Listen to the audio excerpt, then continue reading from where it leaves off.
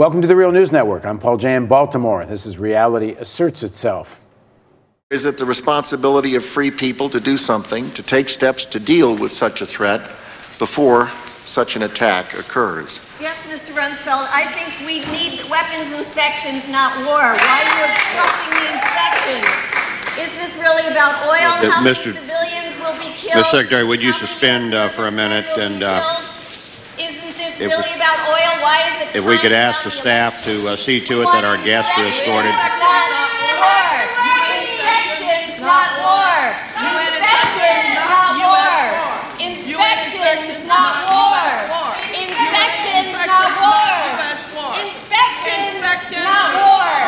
Inspections, not war. Have a nice day, Mr. Secretary. We'll be with you in a minute. Inspections, not war. Inspections, not war. Inspections, not war. Inspections, not war. Inspections, not war. Inspections, not war. Inspections, not war. Inspections, not war. Inspections, not war. Inspections, not war. Inspections, not war. Inspections, not war. Inspections, not war. Inspections, not war. Inspections, not war. Inspections, not war. Thank you, ladies. So that was Medea Benjamin, after the founding of Code Pink, having one or two things to say to Donald Rumsfeld. Now, joining us in the studio again is Medea Benjamin. Thanks for joining us again. Good to be here. So, Medea is co-founder of Code Pink with Jody Evans, and she's the author of the book Drone Warfare: Killing by Remote Control.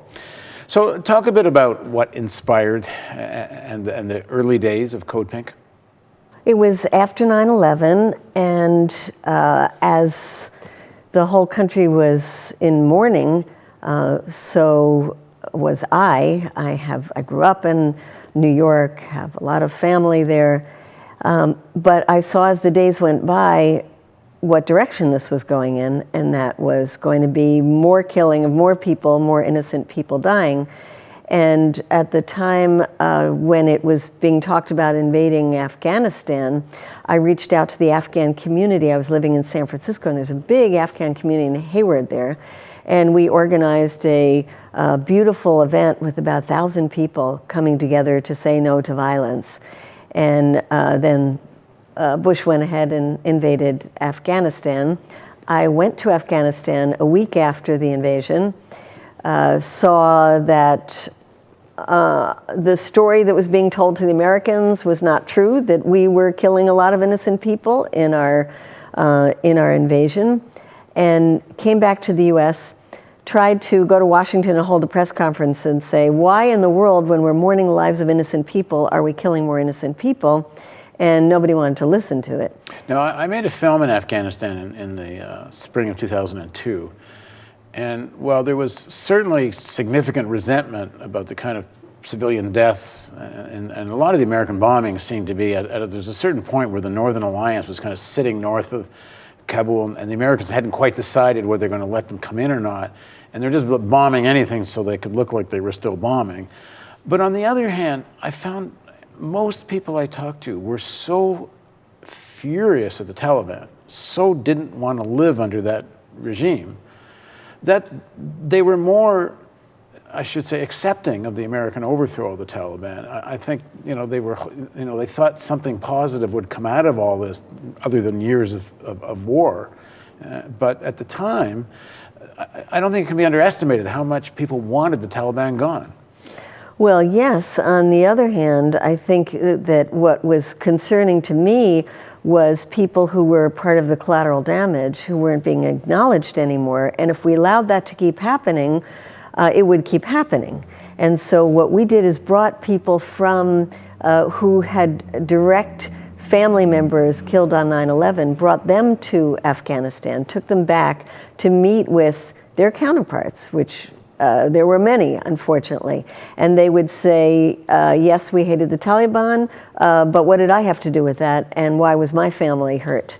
And why won't the US government apologize for what they did to my family? And now how am I going to feed my kids, and my husband's gone? And so we did a campaign to get a compensation for innocent victims.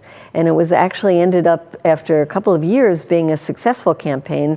The first pot of money was a $40 million fund in the name of one of the women that we worked with, Marla Ruzicka, to compensate innocent family victims. And this was all under the roof of Code Pink. This was before, it started before Code Pink, when we had a group of women that gathered. Actually, it was gathering around women concerned about the environment, was when we had already invaded Afghanistan and there was talk about invading Iraq. And at that point, we were saying, how can we allow the US to go in and invade another country, this one that really had nothing to do with 9/11? We've got to do something about it.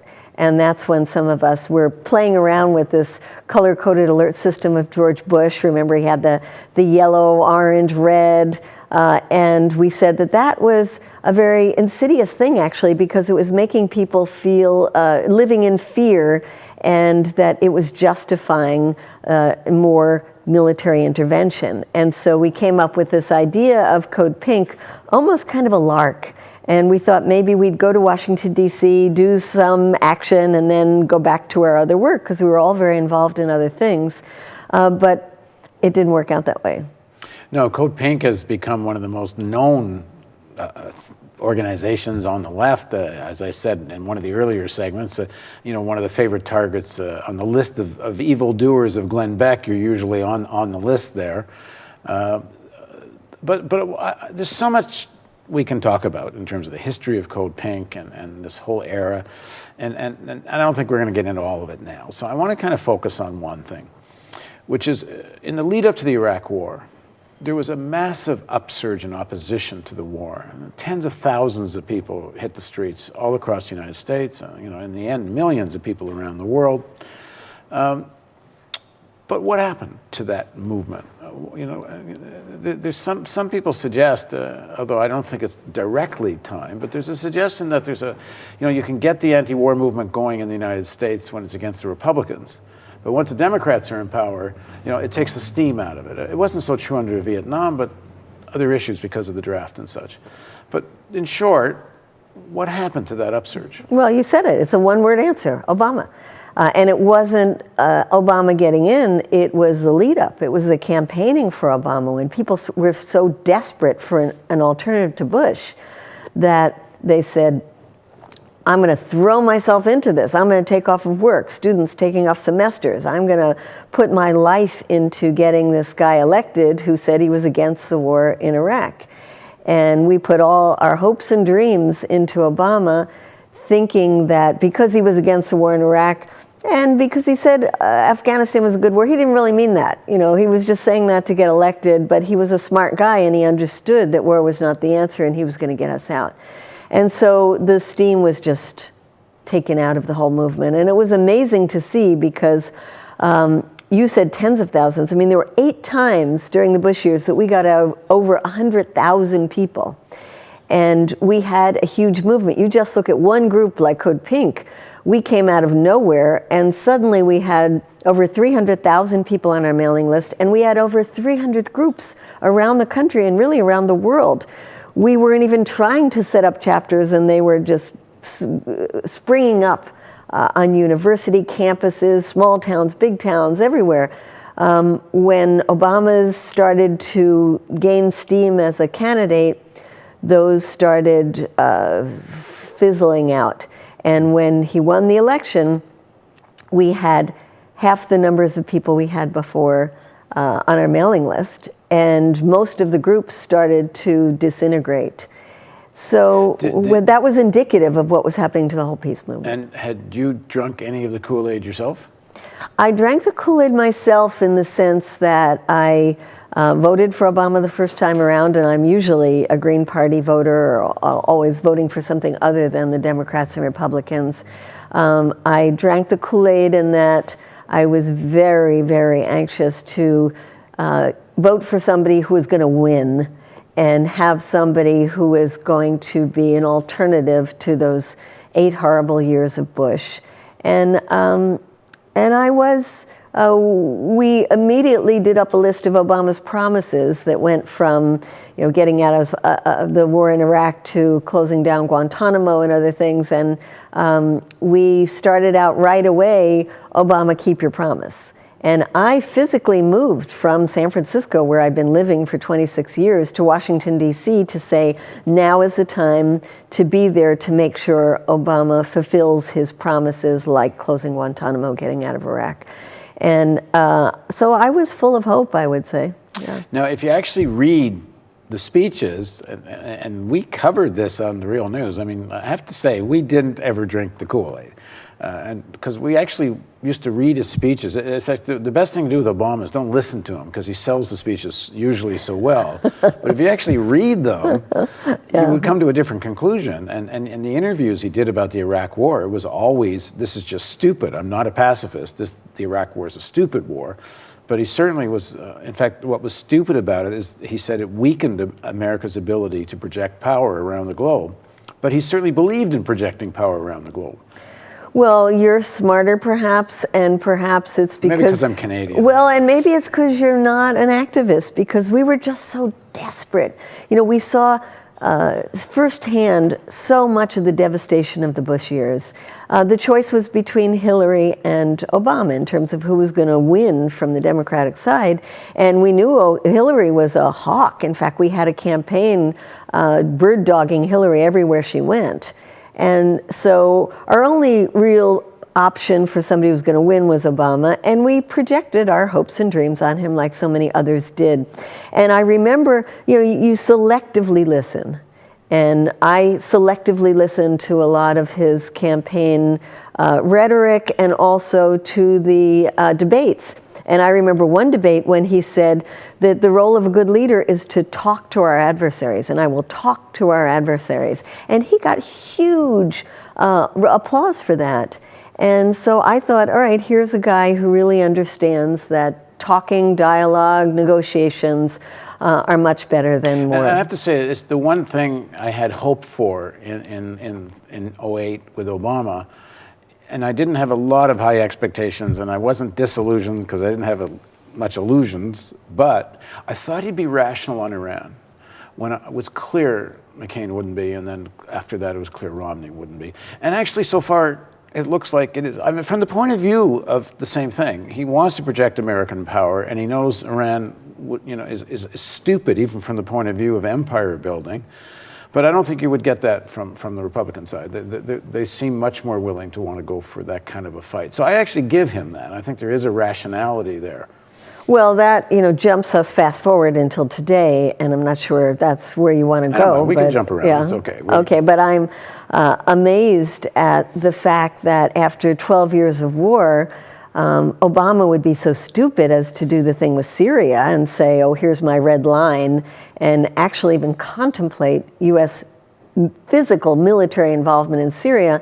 And that was one of my most exciting moments as an anti-war activist in recent years, was to see this spontaneous uprising from left, right, Republicans, Democrats, libertarians, you name it, saying, no way. And I think that you could say, yeah, Obama wants to have a rational approach to Iran, but I also think it's the mood of the country right now, and that it's forcing Obama to untether himself so much from AIPAC, the lobbyists that were gunning for war in Syria and Iran, and to take a more rational approach. I think it's a reflection of where we are as a nation, and I think there are a number of Republicans, and some of them are Tea Party Republicans, who really do not want to see the U.S. involved in another war.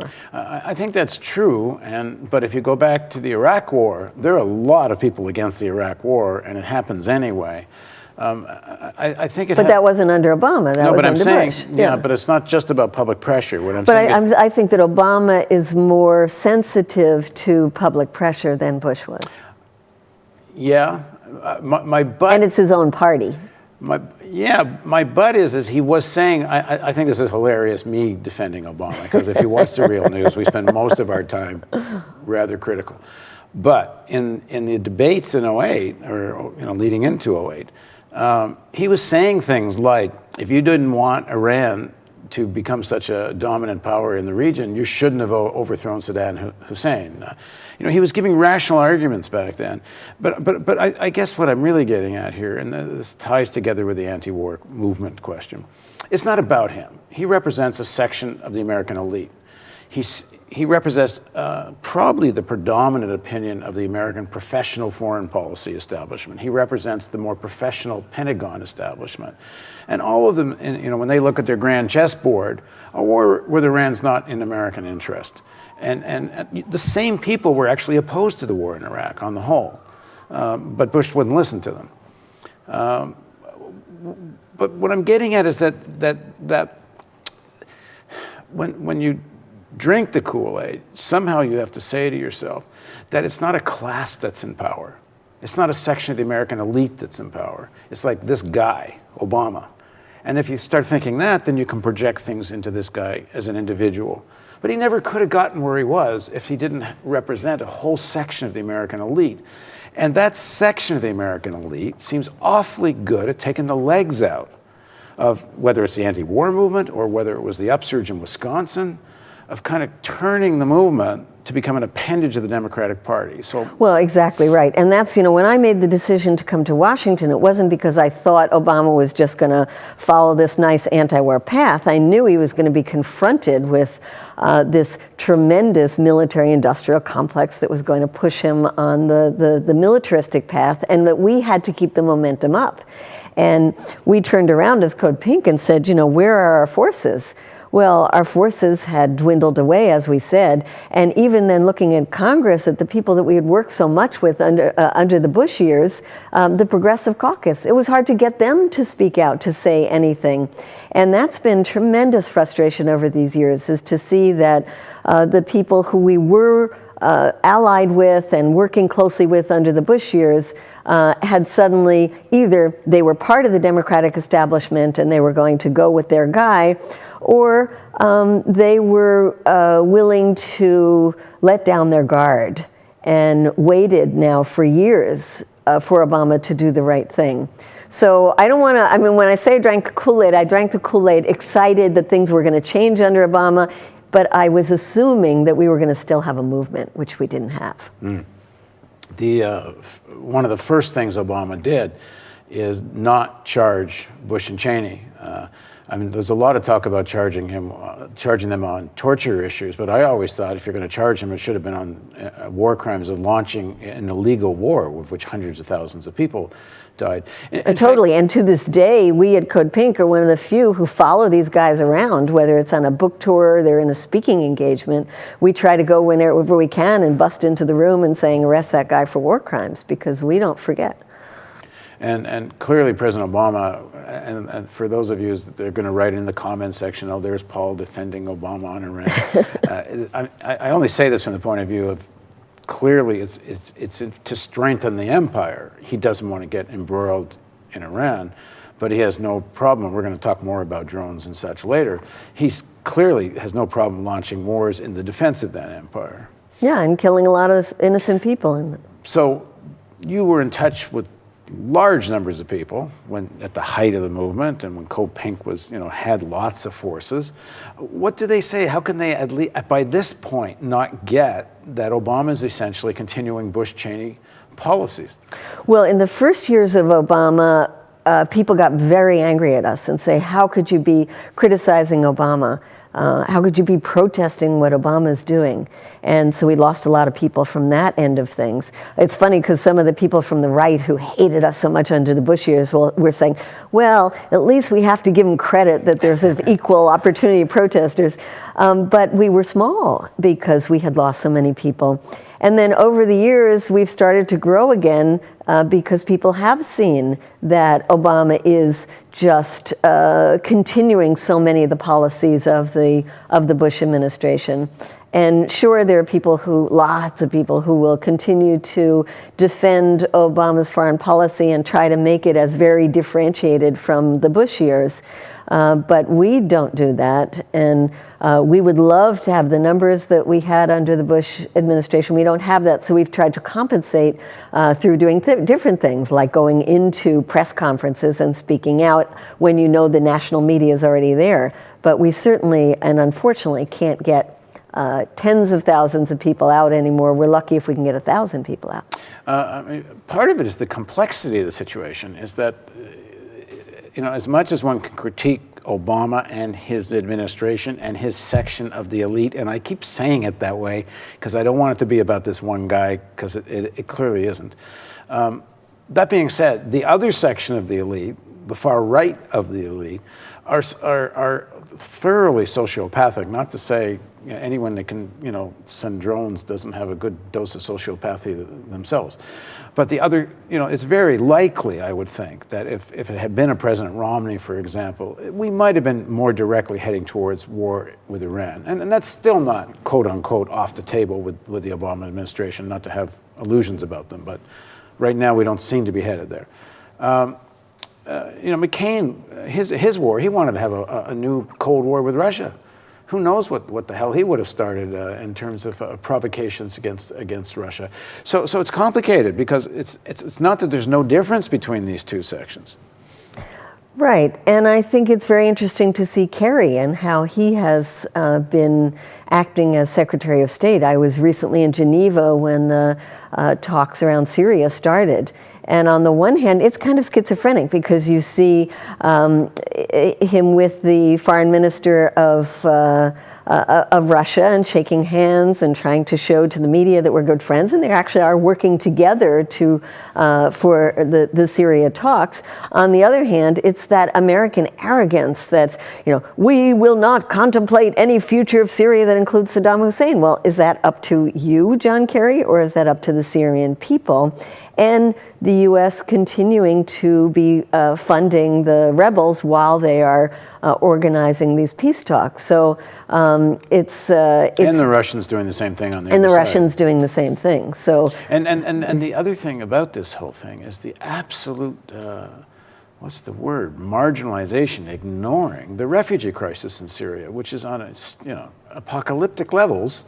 And both in terms of the media and the politicians, it's like, yes, there's some refugees. A couple of million refugees, that's right. And the other thing ignoring is civil society, we were there to push women being at the table, women who had not taken up arms on either side, but who had huge constituencies because they were working with refugees, they were working with displaced people, they were risking their lives to try to get humanitarian aid to people.